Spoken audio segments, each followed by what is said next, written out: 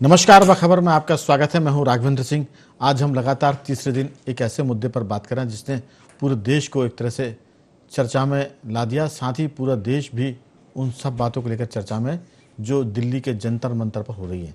दरअसल नीट के paper leak होने के बाद देश में बहुत मांग उठ रही थी कि शिक्षा मंत्री इस्तीफा दें। ये भी मांग उठ रही थी कि इस पर कड़ी कार्रवाई हो और ये भी बात की जाती थी कि इसके लिए कठोर कानून बने। लेकिन एक फिल्म आई थी 3 इडियट्स, उसमें जो हीरो थे उनका नाम था सोनम वांगचुक। वो सोनम वांगचुक जो है इस पूरे घटनाक्रम में हीरो की तरह है। उसकी वजह ये कि जब कॉकरोच पार्टी दिल्ली के जंतर मंतर पर प्रदर्शन कर रही थी तभी सोनम वांगचुक वहाँ थे और वो छात्रों के समर्थन में पेपर लीक कांड करने वालों के खिलाफ अनशन करते हैं, आमरण अनशन। और उसके साथ ही पूरा मामला गर्म हो जाता है क्योंकि अभिजीत दिपके को कोई ज़्यादा जानता नहीं था। सिर्फ कॉकरोच पार्टी के नाम की वजह से और उनकी लॉन्चिंग चूँकि अमेरिका में हुई थी उसके नाते अमेरिकन एजेंसियों का सपोर्ट और उनके जो सोशल अकाउंट है उसमें उनकी फॉलोअर की बढ़ोतरी, तो ये बात अपनी जगह थी। लेकिन कल रात सोनम वांगचुक ने आमरण अनशन तोड़ दिया। यहाँ से आंदोलनकारियों में कन्फ्यूज़न शुरू हो गया। कन्फ्यूज़न शुरू हुआ और उसके चलते जो है ये बड़ा मुश्किल है कि आखिर अब आगे क्या होगा। आज हम इसी पर विस्तार से बात करेंगे। चर्चा के लिए जुड़ेंगे हमारे साथ हमारे 4 मेहमान। स्टूडियो में मौजूद हैं वरिष्ठ पत्रकार श्री योगीराज योगेश जी, सामाजिक कार्यकर्ता उदयवीर सिंह जी, दिल्ली से जुड़े हैं राजनीतिक विशेषज्ञ नागेंद्र सिंह परमार जी और फ़ोन पर जुड़ेंगे रमेश सिंह जो जियो पॉलिटिक्स के एक्सपर्ट हैं। चर्चा शुरू करें उसके पहले इस मुद्दे पर प्रधानमंत्री नरेंद्र मोदी ने क्या कहा और नेता प्रतिपक्ष राहुल गांधी क्या कहते हैं, दोनों की बात सुनते हुए फिर करेंगे चर्चा की शुरुआत।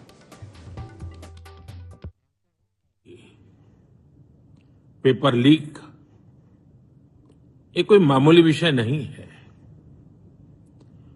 लाखों विद्यार्थी और उनके अभिभावकों के लिए बहुत ही पीड़ादायक है और इसलिए पेपर लीक घटना से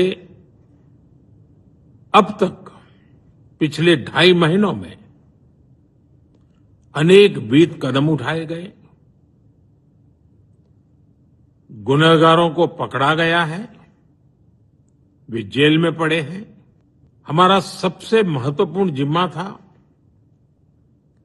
कि विद्यार्थियों का 1 वर्ष बर्बाद न हो। तत्काल परीक्षाएं लेना बहुत जरूरी था। सरकार ने अभी पूरी शक्ति का उपयोग करके कम से कम समय में 22 लाख जितने विद्यार्थियों के एग्जाम हो जाएं, इसका प्रबंध किया। और अभी 5-6 दिन पहले 19 तारीख को रिजल्ट भी आ गया और देश भर में उत्तीर्ण हो गए विद्यार्थियों की खुशियों की खबरें भी आ रही हैं। लेकिन हम वहां पर संतोष मानने वाले लोगों में से नहीं है और इसलिए मैंने आज फास्ट ट्रैक कोर्ट के लिए विभागों को निर्देश दिए थे। आज विभागों ने लगातार मेहनत करके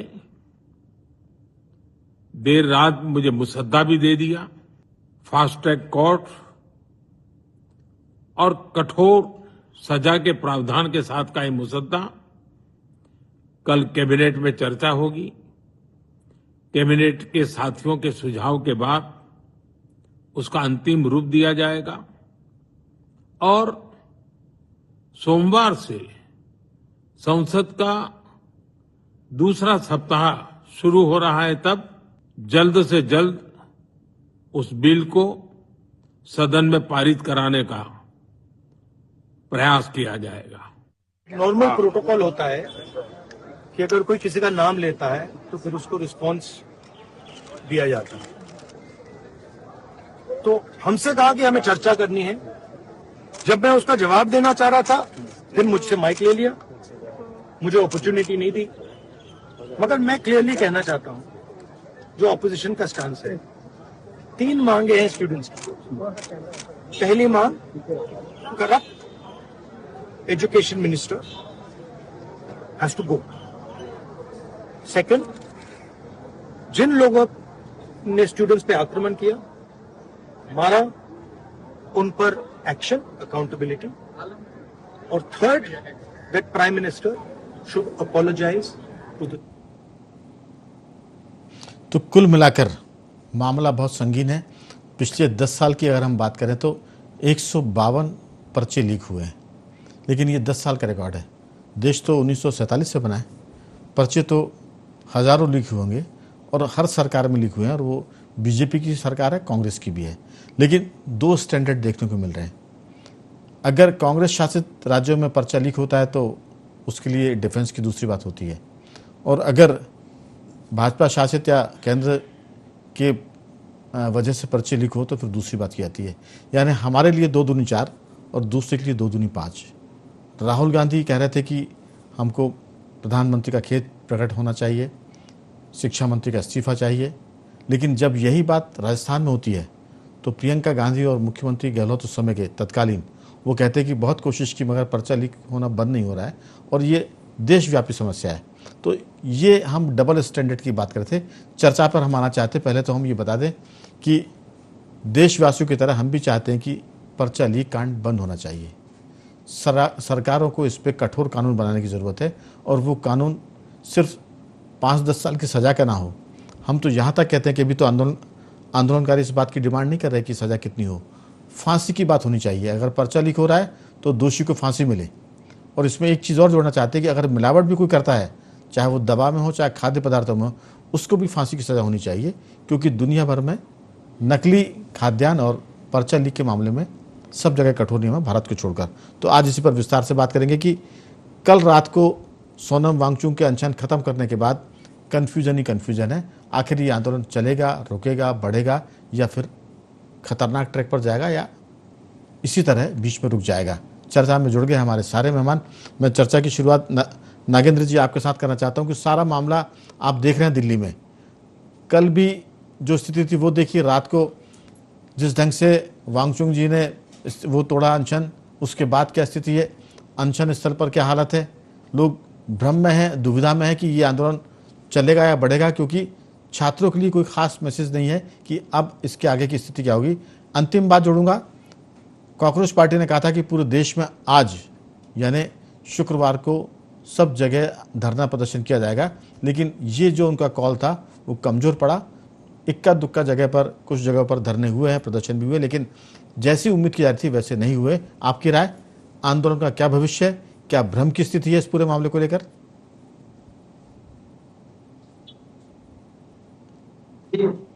राघवेंद्र जी, देखिए कल रात से स्थितियां बदलनी शुरू हुई हैं। आप देखिए कि बढ़ा दिए, पहले मंत्रालय के शिक्षा सचिव को बदला गया, उसके बाद देर रात प्रधानमंत्री ने खुद के संबोधन से छात्रों के बीच में ये विश्वास पैदा करने की, उनके अभिभावकों के बीच में विश्वास पैदा करने की कोशिश करी कि इस मुद्दे को लेकर मौजूदा सरकार कितनी गंभीर है। और फिर देर रात ही खबर आई कि इस आंदोलन के जो मुख्य चेहरा थे सोनम वांगचुक, उन्होंने भी अपना अनशन खत्म किया और इस सहमति के साथ खत्म किया कि सरकार ने करीब पॉजिटिव उन्हें रिस्पॉन्स दिया है।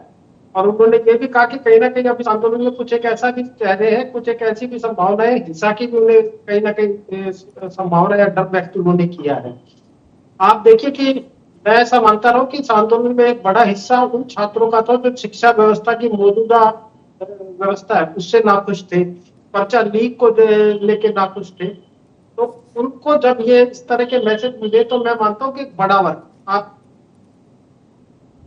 सीजेपी के जमीनी रूप से तो उनके पास कोई कार्यकर्ता है ही नहीं, है उनसे जुड़ा हुआ कोई संगठन तो है नहीं, वो तो ट्विटर हैंडल का संगठन है। असल ताकत तो उनकी वो थी कि जो आम आदमी, आम बच्चे थे वो उसमें जा रहे थे, उनको सरकार की तरफ से ये रेस्पॉन्स मिला है तो वो कहीं ना कहीं उनमें पॉजिटिव साइन दिखाई दिया। और सुबह दोपहर होते होते पता चला कि सीजेपी के जो थे प्रवक्ता वो गए, उन्होंने सरकार के नुमाइंदों से बात करी और 3 जो उनकी मांगे थी उनकी 2 मांगों पे सरकार उन्होंने खुद ने बाहर आके कहा कि ये सरकार इसमें पॉजिटिव है। अब ये धर्मेंद्र प्रधान जी है, उनके इस्तीफे की बात बचती है। इसमें एक अलग से बात ये थी, राजनीतिक गौरतलब करने लायक बात ये है कि सीजेपी के जो मांगे थी उसमें शिक्षा व्यवस्था में सुधार की कहीं बात नहीं थी जब उन्होंने आंदोलन शुरू किया। आज जब वो मिले प्रतिनिधिमंडल से तो उन्होंने कुछ 5 सूत्री 7 सूत्री सुझाए, कदम सुझाए और प्रतिनिधिमंडल ने सरकार की तरफ से बात करने वालों ने कहा कि हाँ हाँ बिल्कुल भी आपकी इस इनपुट को रखते और सरकार जो मौजूदा कानून में उसमें संशोधन की बात और कड़े प्रावधान की बात थी। तो आम जो लोग इससे जुड़े हुए थे, आम जो छात्र हम कहेंगे या उनके अभिभावकों की चिंता थी, तो मेरा ऐसा मानना है कि काफी हद तक उनकी चिंताएं दूर हुई हैं इससे लेके करने के लिए। और शायद उसी का असर आप ये इस तरीके से देखें कि आज जो सीजेपी की कॉल थी उसका देशव्यापी वैसा असर देखने को नहीं मिला जैसा कल तक हम आंदोलन में देखने को मिल रहा था, या जैसी उनको या अन्य लोगों को उम्मीद रही होगी करने के लिए। बिल्कुल। और यही इसी तरीके से होता है। बिल्कुल नागेंद्र जी, दरअसल मामला हम सोचते हैं लेकिन यहाँ ठंडा होने वाला नहीं है, क्योंकि ये इंटरनेशनल पॉलिटिक्स का मामला है और जंतर मंतर उसका अखाड़ा बन गया है। जिन लोगों की वजह से ये आंदोलन शुरू किया जा रहा है वो कभी नहीं चाहेंगे कि भारत में इस मुद्दे पर शांति हो। तो हम सोचते हैं कि शायद मामला सुलझेगा, लेकिन ये मामला बिगड़ जाएगा, ऐसा मुझे लगता है। मेरा अनुमान है, गलत भी हो सकता हूँ, लेकिन इस आंदोलन के चलते दक्षिण भारत के 2 राज्यों में भी पर्चे लीक हुए हैं और उन राज्यों में कांग्रेस की सरकार है और एक जगह दूसरी पार्टी की सरकार है। सवाल ये नहीं कि पर्चे लीक हो रहे हैं, सवाल है कि एक स्टैंडर्ड होना चाहिए। अगर इस्तीफे की मांग, वैसे इस्तीफा होना चाहिए कायदे में शिक्षा मंत्री का, लेकिन फिर जिन राज्यों में हो रहा है वहाँ भी शिक्षा मंत्री के इस्तीफे होने चाहिए। उस पर लोग खामोशी धारण किए हुए। लेकिन चर्चा की शुरुआत मैंने आपसे की, लेकिन नागेंद्र जी मैं लौटूंगा और वो सवाल भी करूंगा कि जो आपके कुछ लोग गए थे वहाँ जंतर मंतर, उन्होंने क्या हालात देखे संक्षेप में अगले दौर की बातचीत में आपसे जानना चाहूँगा। रमेश जी, आपको मेरी बात सुनाई दे रही है? जी आवाज आ रही है। दरअसल जो आंदोलन है उसकी भाषा पर भी सवाल है। प्रधानमंत्री से लेकर किसी को भी नहीं छोड़ा जा रहा, भगवान राम को गाली दी जा रही है। ये वो दुखद पक्ष है जिसको लेकर आंदोलन के समर्थक भी दुखी हैं। क्या ये सब कुछ होना चाहिए जिसमें आज़ादी की बात भी की जा रही है? इससे ज़्यादा आज़ादी कहाँ मिलेगी कि आप भारत में भगवान राम के लिए अपशब्द कहें, भारत में निर्वाचित प्रधानमंत्री के लिए आप गालियाँ दें, भारत में सेना के लिए आप अपशब्द कहें, संतों के लिए आप उटपटांग बातें करें? इससे ज़्यादा आज़ादी कहाँ मिल सकती है? इसके बाद भी लोग वहाँ कह रहे हैं मंच पर कि हमको चाहिए आज़ादी। आपकी राय बहुत छोटी सी। राघवन जी, पूरे आंदोलन के दौरान तथाकथित छात्रों का जो व्यवहार है वो पड़ोसी देशों की तख्ता पलट की तर्ज पर था। सेना और प्रधानमंत्री को गालियां बकी, उनकी हत्या तथा संसद को जलाने की जैसी बातें भी कही गई। ये सिद्ध करता है कि इस आंदोलन के दौरान कि नीट के छात्रों की समस्याओं जैसी विषय की गंभीरता का कोई अता पता नहीं था। हिंसा के कई दौर चले, अभी तक चल रहा है। पत्थरों का इंतजाम पहले से था और इस आंदोलन की जो रूपरेखा है कि कैसे वकीलों से क्या, अगर अश्रु गैस चलते तो उस समय क्या करना है, कहाँ भगना है, वकीलों को कैसा इंतजाम करना है, पत्थरों का इंतजाम पहले से था। तो ये बताता है कि ये आंदोलन सिर्फ कोई नीट का आंदोलन नहीं था। वो तो मौका आ गया, जो आंदोलन करने वाली ताकतें हैं उनके लिए मौका मिल गया और उनने इसको लपक लिया।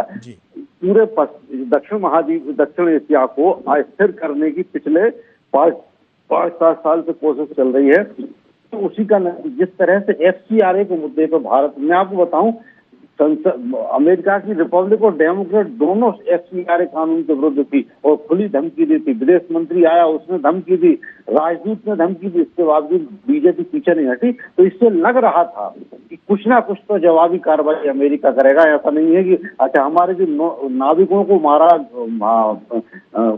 हॉर्मुज जल डमरू मध्य के बाद, वो भी उसी की कड़ी थी, वो भी उसी की खींच थी। और ये जो आंदोलन इस समय जो चल रहा है, ये इस समय जो स्थिति है, ये सामान्य स्थिति नहीं है, ये डीप स्टेट की स्थिति है। और भारत की कूटनीतिक और रणनीतिक दृढ़ता को ये चैलेंज है अमेरिकी डीप स्टेट का, ये खुला चैलेंज है। और इसको यहाँ, और हमारे सबसे अच्छी बात यह है कि हमारे देश की जनता ने इस आंदोलन को, भले ये सड़कों पर थोड़ा बहुत चलेगा, दिल्ली में चल रहा है, लेकिन वैसी स्थिति नहीं बनने दी जैसी बांग्लादेश, नेपाल और श्रीलंका में थी। ये हमारे देश की जनता की ट्रेनिंग है जो सोशल मीडिया पर पिछले 5-7 साल से वो ट्रेंड हो रही है।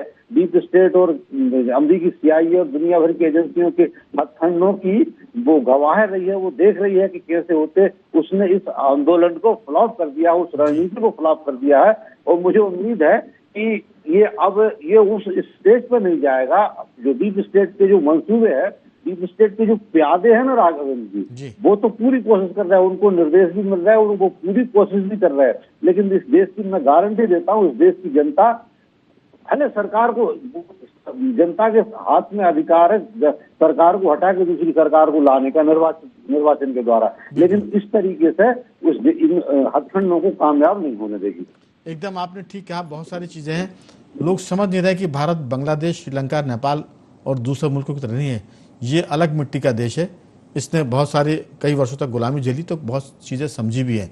सवाल ये है उदयवीर जी कि ये जो स्थिति है, सीधी सी बात है कि कॉकरोच पार्टी का जन्म हुआ है अमेरिका में।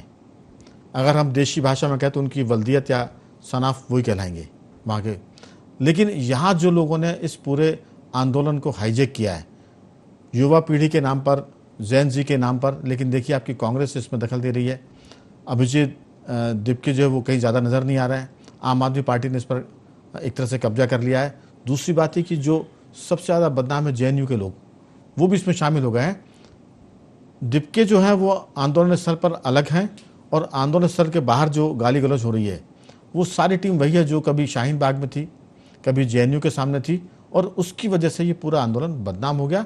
जो हमदर्दी थी इस आंदोलन के साथ, वो हमदर्दी धीरे धीरे उन नारों को सुन के घट रही है जो पिछले 3-4 दिनों में लोगों ने देखी सुनी। लोग समझ रहे हैं कि ये कोई बड़ा षड्यंत्र है और अंतर्राष्ट्रीय षड्यंत्र है। आपकी राय?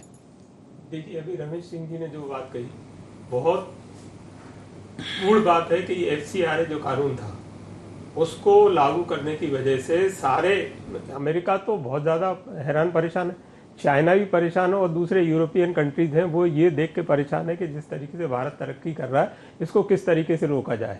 तो ये मुद्दा जो है वो नीट से इसका लेना देना उतना नहीं है। नीट की जो परीक्षा लीक हुई ये एक बहुत अपने देश के लिए एक बहुत दुख भरी घटना है, लेकिन समस्या वो नहीं है। समस्या ये नीट को मुद्दा बनाया गया है। देश में पेपर लीक बहुत पहले से होते आ रहे हैं, लेकिन उसके ऊपर कोई कार्रवाई कभी नहीं होती थी और शिक्षा मंत्री बेशर्मी से बयान दे देते थे कि भाई ये मेरे हाथ की बात थोड़ी है, तो परीक्षा बोर्ड जाने वो किस तरीके से करवा रहा है। और जहाँ तक विपक्ष का सवाल है, विपक्ष की हताशा और निराशा इतनी बढ़ चुकी है कि वो कुछ भी करने को तैयार है, किसी भी तरीके से सत्ता तक पहुँचना है उनको, इससे मतलब नहीं, उन्हें शिक्षा में सुधार से कोई लेना देना नहीं। अच्छा, आप मुझे एक बात बताएं, जो कह रहे हैं कि धर्मेंद्र प्रधान का इस्तीफा हो जाए, तो धर्मेंद्र प्रधान का इस्तीफा हो जाने से शिक्षा में कौन सा सुधार हो जाएगा, मुझे ये समझ में नहीं आ रहा। बात तो ये होनी चाहिए कि शिक्षा में सुधार कैसे हो, उसके लिए क्या कानून बने, कठिन से कठिन, कठोर से कठोर कानून बने, जिससे कि लोगों में एक भय व्याप्त हो और आगे से पेपर लीक ना हो। दूसरी समस्या जो है वो जो ये कहते हैं कि पेपर लीक जो है वो दुखद घटना है, मुझे याद आता है 70-75 के आसपास की बात है ये, जब वीर बहादुर सिंह जी मुख्यमंत्री हुआ करते थे कांग्रेस के, वो उत्तर प्रदेश के मुख्यमंत्री थे। उन्होंने एक नियम लागू कर दिया था, वो ये नियम लेके आए थे कि बच्चे परीक्षा के अंदर किताबें लेके जाए और वो प्रश्न पत्र लिख सकते हैं। अब मुझे ये समझ में नहीं आया ये कौन सी शिक्षा व्यवस्था थी। वो उसका 2-3 साल चला, भारी विरोध हुआ, उसको वापस लेना पड़ा उनको। फिर उसके बाद आई बीजेपी की गवर्नमेंट आई, बीजेपी की गवर्नमेंट ने 77 के बाद आई थी या कब आई थी जी, उन्होंने एक, राजनाथ सिंह जी शिक्षा मंत्री थे, उन्होंने एक कठोर कानून लेके आए नकल के ऊपर, पूरी नकल बंद कराई। और उसके बाद जैसे ही बीजेपी हटी तो यही मुलायम सिंह यादव ने आके वो कानून वापस ले लिया और खुली नकल की छूट दे दी। अब ये किस मुंह से इस तरह की बात करते हैं ये समझ में नहीं आता। इनका दोगला चरित्र है और जनता इनको बहुत अच्छी तरह से समझती है, और ये जो कर रहे हैं ना, ये अपने पांव पे वो कुल्हाड़ी मार रहे हैं कि ये आने वाले भविष्य में बिल्कुल भी आगे नहीं बढ़ पाएंगे। ठीक, योगीराज जी, सारी बातें आपके सामने, 3-4 दिन से लगातार आप इस मुद्दे पर हमारे साथ डिबेट में जुड़ रहे हैं। पहले दिन क्या स्थिति थी, दूसरे दिन क्या, तीसरे दिन क्या और आज क्या? आपको क्या लग रहा है कि कल जो वांगचुंग का अनशन टूटा है उसके बाद क्या आंदोलन भी थोड़ा सा टूट गया है, या अभी ये थोड़े से झटके के बाद फिर आगे बढ़ेगा? मुझे ऐसा लगता है कि अब इस आंदोलन ने दम तोड़ चुका है, और वो इसलिए इस पूरे आंदोलन का सेंट्रल ऑफ अट्रैक्शन जो थे वो सोनम वांगचुक थे। और जो आदमी 20-25 दिन से अनशन कर रहा उसने तो मांग ही नहीं की धर्मेंद्र प्रधान के इस्तीफे की। ये तो मांग ये लोग कर रहे हैं, चाहे सीजेपी हो चाहे कांग्रेस हो। मैं इसी में एक चीज जोड़ रहा हूं कि ये मांग जो ये लोग कर रहे हैं, जब राहुल गांधी नेता प्रतिपक्ष बिना किसी पूर्व सूचना के प्रधानमंत्री निवास के बाहर जब धरने पर बैठते हैं तो उनसे बात करने जितेंद्र सिंह जाते हैं जो पीएमओ में मिनिस्टर हैं। उन्होंने राहुल गांधी की बात सुनी और कहा कि सरकार आपकी बातें मानने को तैयार है। वो लौट के आते हैं और उनसे कहते हैं कि आप यहाँ से उठें, धरना खत्म करें क्योंकि सरकार आपकी बात मान रही है। तब वो कहते हैं कि नहीं, शिक्षा मंत्री का भी इस्तीफा चाहिए। जितेंद्र सिंह बोलते हैं कि ये तो आपने नहीं कहा था। तब उन्होंने कहा था कि नहीं कहा था तो नहीं कहा था, मेरी मर्जी, मैंने अब ये जोड़ दिया है। तो अगर कुछ चीज़ें सुलझ रही हैं तो फिर इस तरह से भी उसको उलझाने की कोशिश जी नहीं। आप देखिए, ये कांग्रेस और ये जो विपक्षी दल हैं वो तो यही कर रहे हैं। और राहुल गांधी का जहाँ तक जिक्र आप कर रहे हैं, राहुल गांधी तो 20 दिन धरना चला, वहाँ भूख हड़ताल पर बैठे रहे। सोनम वांगचुक एक दिन पहुँचे तो बता दीजिए आप, एक शब्द कभी बोला हो तो बता दीजिए आप। पेपर लीक को लेकर एक दिन को इस्तीफा मांगा हो संसद में तो बता दीजिए राहुल गांधी ने। ये तो आपके एजेंडे में शामिल नहीं था। लेकिन जैसे ही ये आंदोलन थोड़ा परवान चढ़ा, सब छोड़ छाड़ के आ गए और लोट लगाने लगे प्रधानमंत्री आवास के सड़क पे। तो इनका दिखावटी अलग सामने आ गया है। राहुल गांधी एक्सपोज है इस पूरे मामले में, और इनके आने से तो खुद सीजेपी के छात्र मान रहे हैं कि हमारे आंदोलन को ये कमजोर कर रहे हैं ये लोग। इसलिए आप ये देखिए कि अब अभी जो लेटेस्ट जो डेवलपमेंट है वो यही डेवलपमेंट है। उन लड़कों को भी समझ में आ गया कि जितनी राजनीतिक पार्टियां इसमें घुसेंगी उतनी हमारी दिक्कतें बढ़ेंगी। बिल्कुल। और इसलिए सीजेपी के नेताओं ने सीधे सरकार से बात करना उचित समझा। सरकार भी ये चाहती है कि हम छात्रों की समस्या है, छात्रों के साथ बैठ के इसको सुलझाएंगे। बिल्कुल। विपक्ष को बिल्कुल क्रेडिट नहीं देना चाहती सरकार। और अब चूंकि अनशन ही खत्म हो गया है तो मेरे ख्याल से ये मामला खत्म हो गया है। केवल 3 प्रमुख इनकी जो मांगे थी, या ऐसे मान लें 100 मांगे थी, उसमें से 90% मांगों पर सरकार एग्री है। और वैसे भी 100% मांगे कभी मानी भी नहीं जाती। बिल्कुल सही बात है। केवल एक जो धर्मेंद्र प्रधान के इस्तीफे की जो बात है, तो मुझे ऐसा लगता है कल तक का उन्होंने समय दिया है दोनों मंत्रियों ने कि हम कल इस बारे में कोई डिसीजन लेंगे। हो सकता है कल शायद या तो विभाग बदल दिया जाए, इस्तीफा फिर भी नहीं होगा, लेकिन कुछ ना कुछ एक सॉल्यूशन निकलेगा और ये आंदोलन अब अंतिम परिणति की तरफ। देखिए, भारत में बहुत आंदोलन हुए। जेपी के आंदोलन से लोग शुरुआत करते हैं युवाओं की, लेकिन मैं एक बहुत ही स्पेसिफिक आंदोलन की बात कर रहा हूँ।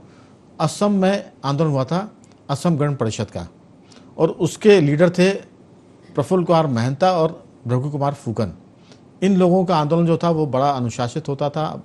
72 घंटे का बंद करते थे वो, कोई परिंदा बाहर नहीं आता था, लेकिन कभी भी बातचीत में बदजुबानी नहीं हुई और इस तरह की बदतमीजी नहीं हुई जो अभी यहाँ हो रही है। और वो आंदोलन सफल हुआ। फिर वो युवा सरकार में भी आया, मुख्यमंत्री बने और उन्होंने राज्य को चलाया भी।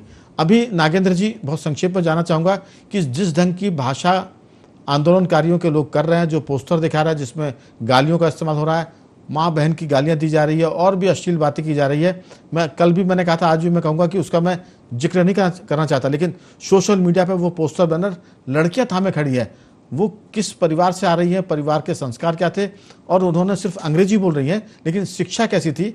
वो जाहिलपन की शिक्षा है, मानवता के खिलाफ है, नैतिकता के खिलाफ है। और वो लोग इस आंदोलन में शामिल हैं जो पूरे आंदोलन को नष्ट और भ्रष्ट कर रहे हैं। आपकी बहुत छोटी टिप्पणी। जिसकी भाषा है, जिसकी शैली है, जैसे वो प्ले कार्ड लेके बैठे हैं जी, आपकी बात बिल्कुल ठीक है। ना हम उसे टीवी चैनल पे बयां कर सकते, ना हम उसे हमारी जवान से बोलने में भी अजीब सा लगेगा। ये भद्देपन की मतलब इंतहा कहूंगा मैं इसे। और मेरा ऐसा मानना है कि सरकार ने एक तरफ तो जिस तरीके से जो भी सुधारों की बात और ये करी है, उससे आम जो इससे जुड़ा हुआ था छात्र छात्राएं, उन तक उनके अभिभावकों को मैसेज दे दिया कि सरकार इसको लेकर कितना सीरियस है, उसे बदलना चाहती है। दूसरा, सरकार अपना जो रवैया है दूसरा सख्त, अगर ये इस आंदोलन को लेकर अब जो जरूरी है उसको भी आजमाएगी।